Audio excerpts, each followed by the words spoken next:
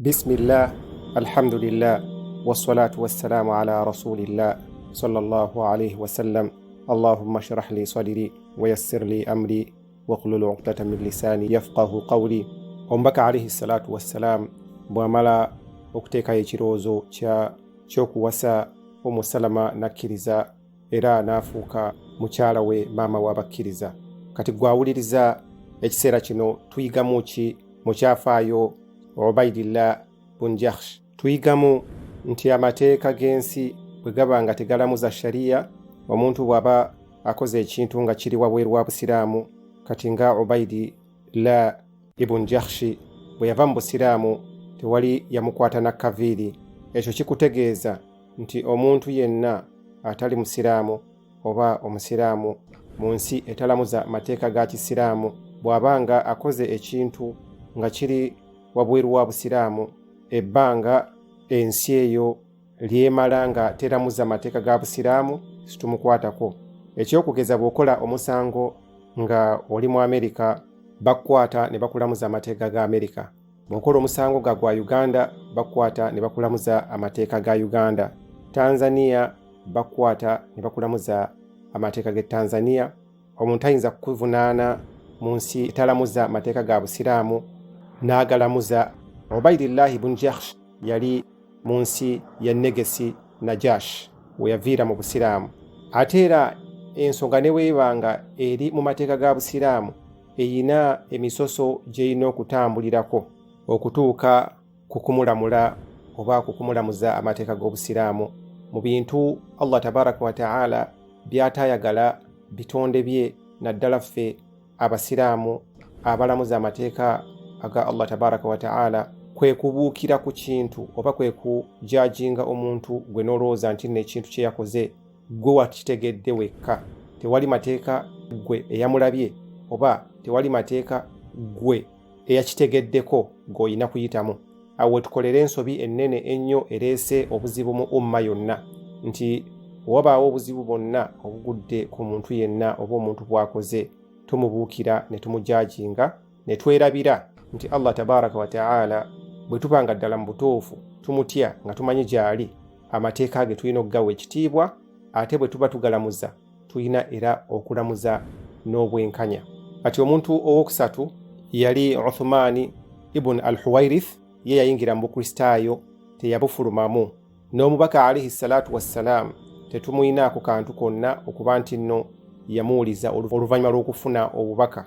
Bwe kiba nga kyaliwo omubaka nga tannazaalibwa, ekyokuba nti nno baasalawo batambule batindigge buli omu agende mu lugendo lwe okunoonya katonda waabwe.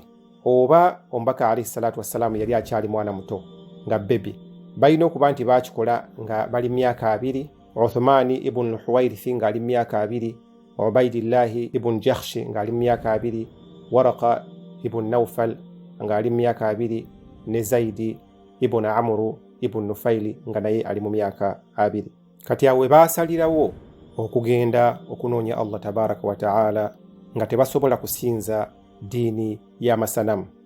Uthman ibn Huwairith kigambibwa nti yatindiga olugendo n'atuukira ddala mu mbuga za Siza ow'e Roma, era bw'atuuka eyo n'ayingirira ddala mu mbiri, ate nga bwe yali nti musajja yali muyiiya n'afuukira ddala omutaputa wa Siza, era n'afuna ekifo ky'amaanyi nnyo, n'afuna embeera ennungi gye yawangaaliramu era yafiira Roma. Ayina ebyafaayo ebirungi ennyo. Ate omulala ye Zaidi ibn Amru ibn Nufail, emboozi ye ate yo enyuma nnyo. Zaid ye teyakkiriza bukristaayo, ate teyakkiriza diini y'amasanamu ey'abataata be. Kati yali asinza ddiini ki? Yali yasigala ku ddiini ya Ibrahima alayhi salatu wassalam, era buli bwe yasanganga omuju n'amugamba nti nno mukimanyi bulungi nti eyo eddiini gye muliko si ya Ibrahima alayhi salatu wassalam. Bwe yasanganga omukristaayo n'amugamba nti mukimanyi bulungi nti eyo eddiini si ya Ibrahima alayhi salatu wassalam gye muliko. Bwe yasanganga bano abasinza amasanamu, ate era nabo yabagambanga ekigambo kye kimu. Bwe yamala n'addayo e Makka nga akuze, era bwe yatuuka e Makka yaweebwa ekitiibwa kye ekyali kimujaamu, kigambibwa nti yakuŋŋaanya abantu b'e Makka bonna Abakuraishi n'abagamba nti wabanga waliwo omuntu yenna eyasigala ku ddiini eya Ibrahimu yenze, talina kuba mulala yenna okuggyako nze, ne yeewaako obujulizi. Era n'abagamba nti mmwe mwenna mwagaana eddiini ya Ibrahimu alayhi salaatu wassalaam. Kati Asma binti Abi Bakar asinga Aisha radiyallahu anha emyaka 2, era ajjukira bulungi nti bwe yali akyali mwana muto yalaba Zaid ibn Amr ibn Nufail, n'agamba nti yalaba Zaidi ibn Amr ibn Nufail nga ategeeza Abakuraishi nga bwe yali omu bw'ati yekka eyali asigadde ku ddiini ya Ibrahimu alayhi salaatu wassalaam. Ate era n'abategeeza nti ekintu kye baali bakola kyali kikyamu eky'okusinza amasanamu n'ekyokutta abaana baabwe ab'obuwala.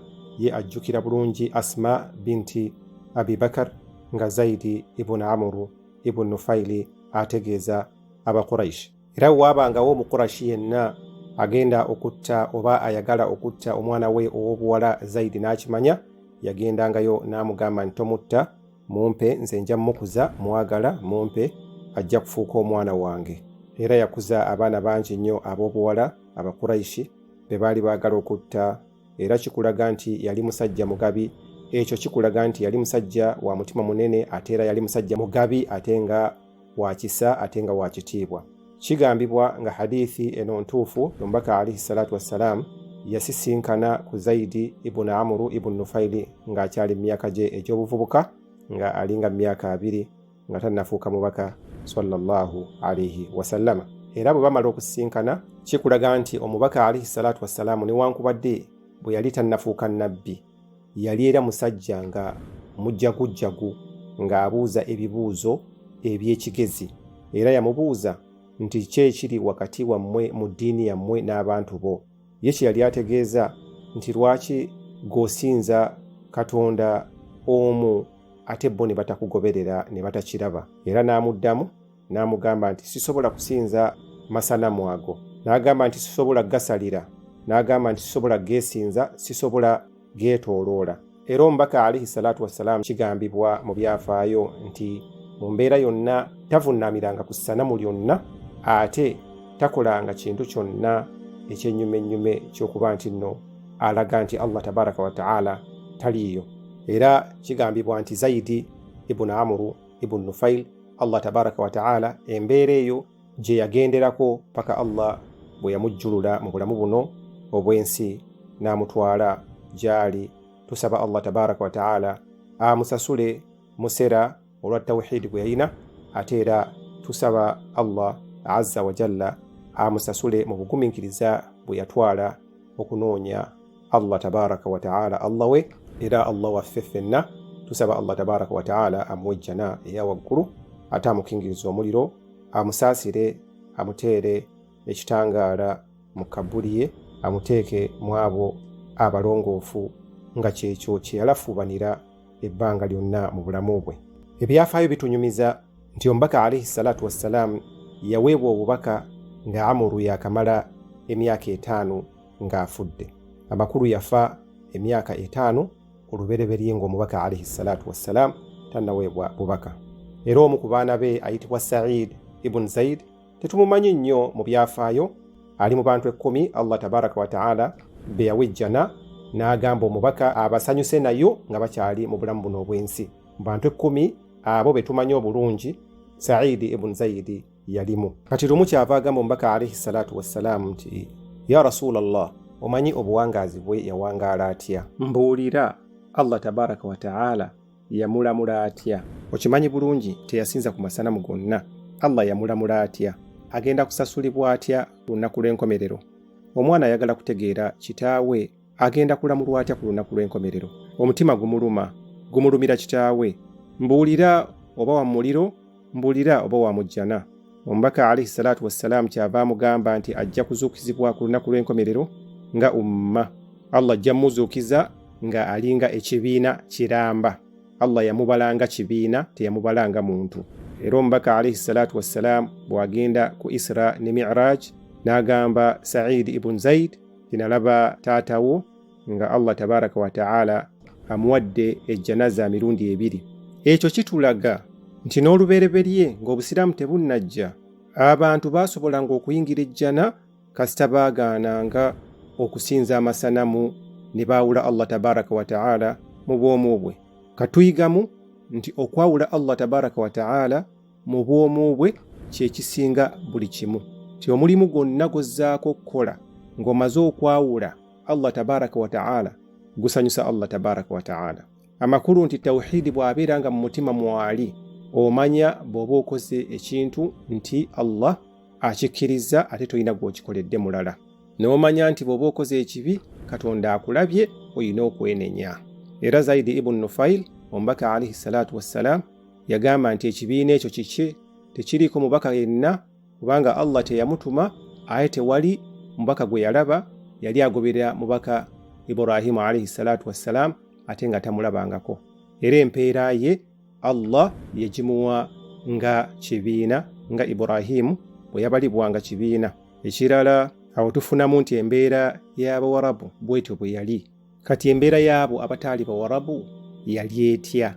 Baali batya era baali basinza Katonda ki?